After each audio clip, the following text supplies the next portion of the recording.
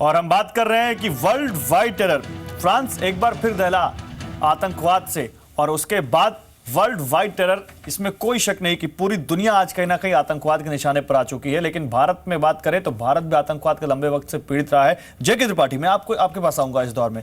जेके त्रिपाठी साहब, आपको क्या लगता है कि भारत, जब भी पाकिस्तान से हमने देखा कि किस तरह से हमारे प्रधानमंत्री ने पाकिस्तान के प्रधानमंत्री की तबीयत पूछी, उनकी तबीयत खराब थी, उनका ऑपरेशन हुआ था लंदन में, और उनका हाल चाल लिया, और वही प्रधानमंत्री जब सही होकर आते हैं अपने देश में तो वो बुरहान वानी की एनकाउंटर को लेकर विरोध जता देते हैं। तो क्या पाकिस्तान को लेकर जो हमारी डिप्लोमेसी है वो सही तरीके सही है?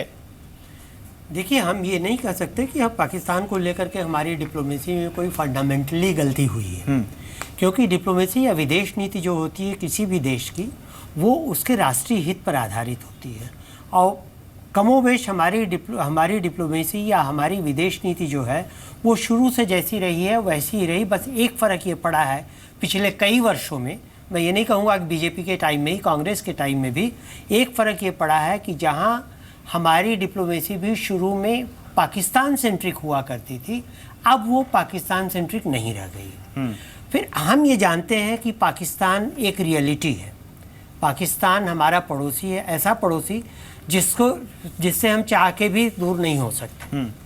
नहीं, सवाल ये कि बार बार आप उससे हाथ मिलाने की कोशिश करते हैं, दोस्ती करने की कोशिश करते हैं, लेकिन वो तो जस का तस है। तो क्या ये रवैया बरकरार रहना चाहिए हमारा? देखिए, डिप्लोमेसी में हमेशा एक चीज होती है कि कभी भी आपको सारे ऑप्शंस बंद नहीं करने चाहिए। तो एक ऑप्शन कम से कम आपको डायलॉग का खुला रखना चाहिए, एक रास्ता जिससे कि फायदा हो। और ये सिर्फ हम नहीं बल्कि दुनिया के सभी देश करते हैं। अब इसमें सवाल यह कि पाकिस्तान को इस वक्त कैसे लगाम लगाई जाए, तो मुझे नहीं लगता कि बहुत जल्दी हो पाएगा। हाँ, ये बात है कि अब अमेरिका, रूस, फ्रांस और ब्रिटेन आतंकवाद के बारे में पाकिस्तान की भूमिका समझ चुके हैं, पाकिस्तान का पर्दाफाश हो चुका है। जैसा कि लेकिन कर्नल साहब ने बताया कि अभी चीन इस मामले में अड़ा हुआ, और शायद इसीलिए हम दुर्भाग्य से अभी तक टेररिज्म की परिभाषा नहीं कर पाए हैं और गुड और बैड टेररिज्म के रूप में अटके हुए हैं उलझन में। जो मुझे बड़ी विडंबना लगती है कि एक तरह से देह व्यापार, अच्छा देह व्यापार या बुरा देह व्यापार, इसकी परिभाषा की जा रही हो। Okay, you made your point sir. कमर आगा, मैं आपके पास आऊंगा, उसके बाद प्रेम शुक्ला मैं आपके पास आऊंगा, और आपके लिए मेरे पास सवाल है इसी विदेश नीति से जुड़ा हुआ। लेकिन कमर आगा, जो बात जेके त्रिपाठी साहब कह रहे थे कि वहां हम किससे बात करें समझ में नहीं आता, वहां कई सेंटर हैं पावर के। तो कमर आगा, इसी बात को आगे बढ़ाते हुए हम बार बार पाकिस्तान से बात करने की कोशिश करते हैं, लेकिन क्या आज हम उस स्थिति में नहीं है कि हम बात ना करके उसको आइसोलेट करें और उसको एक किनारे पर ला खड़ा करें जहां उसके पास और कोई रास्ता ना हो बजाय भारत की बात मानने का? देखिए, बात करना, जैसे त्रिपाठी जी ने कहा कि ज़रूरी होता है। भारत एक सभ्य देश है और सभ्यता हमारी बहुत पुरानी है, जिसमें बातचीत साथ चलता रहता है। इस बातचीत से हमें बहुत फ़ायदा हुआ है। इस बातचीत से सबसे बड़ा फ़ायदा हुआ कि आज पाकिस्तान पूरी तरह एक्सपोज हो गया है अंतर्राष्ट्रीय समुदाय में।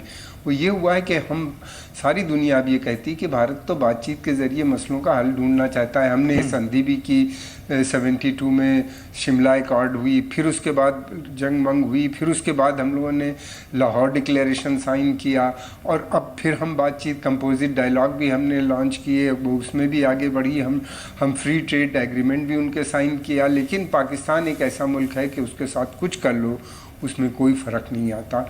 और वहाँ पे हमने वहाँ की पाकिस्तान की जो मिलिट्री शासक हैं उनको अंतर्राष्ट्रीय समुदाय में भी काफ़ी एक्सपोज कर दिया है।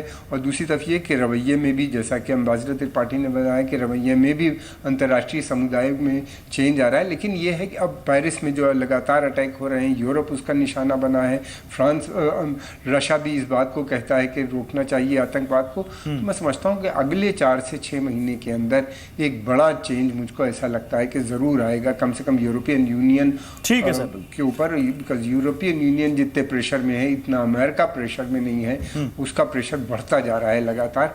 और यूरोप में अगर इस तरह की हरकतें अब ज़्यादा बढ़ती हैं तो अमेरिका को भी सोचना पड़ेगा। अमेरिका को भी, प्रेम शुक्ला, ठीक है, उसके कई एक तरीके हैं। ठीक है सर, मैं आ रहा हूँ। प्रेम शुक्ला, जो बात यहाँ पर कमर आगा साहब ने कही, बात कर रहे हैं आप, लेकिन बात का असर नहीं हो रहा। वो कह रहे हैं कि रवैया बदल ही नहीं रहा पाकिस्तान का। तो क्या पाकिस्तान को लेकर आपकी जो पॉलिसी है उसमें हम कोई चेंज देखेंगे आफ्टर बुरहान वानी एपिसोड? क्या हम देखेंगे कि पाकिस्तान को लेकर आपका रवैया कुछ ऐसा हो ताकि पाकिस्तान समझे कि भाई जो हो रहा है उसमें कुछ गलत हो रहा है? नहीं, पाकिस्तान के साथ बात भी की जानी चाहिए और पाकिस्तान की घेराबंदी भी की जानी चाहिए। पाकिस्तान से अगर उनको ईद मुबारक और उनके दिल का हाल पूछा जाता है तो साथ ही साथ जो हमारा यूनाइटेड नेशंस में हमारे स्थायी प्रतिनिधि हैं अकबरुद्दीन जी, वो पाकिस्तान किस तरह से आतंक को प्रश्रय दे रहा है, पोषण कर रहा है, समर्थन दे रहा है, उसको एक्सपोज भी करते हैं। हम अंतर्राष्ट्रीय समुदाय के समक्ष पाकिस्तान को एक्सपोज करें, उसकी घेराबंदी करें और पूरे अंतर्राष्ट्रीय मानस को बनाएं कि इसको आतंकवाद पर निर्णायक कार्रवाई करने के लिए बाध्य किया जाए। तो कुल मिलाकर वर्ल्ड वाइड टेरर पूरी दुनिया ने देखा एक बार फिर, और भारत तो बहुत सालों से इस टेरर से पीड़ित है, लेकिन सवाल है कि इसको कैसे रोका जाए और क्या गुड टेररिज्म बैड टेररिज्म की परिभाषा एक तरफ करके अब वाकई टेररिज्म पर देश, सारे दुनिया के देश एक साथ आएंगे, आ गए तभी शायद इससे हम निपट पाएंगे। फिलहाल बिग स्टोरी बिग डिबेट बस इतना ही। आप देखते रहिए ज़ीरो स्पेस।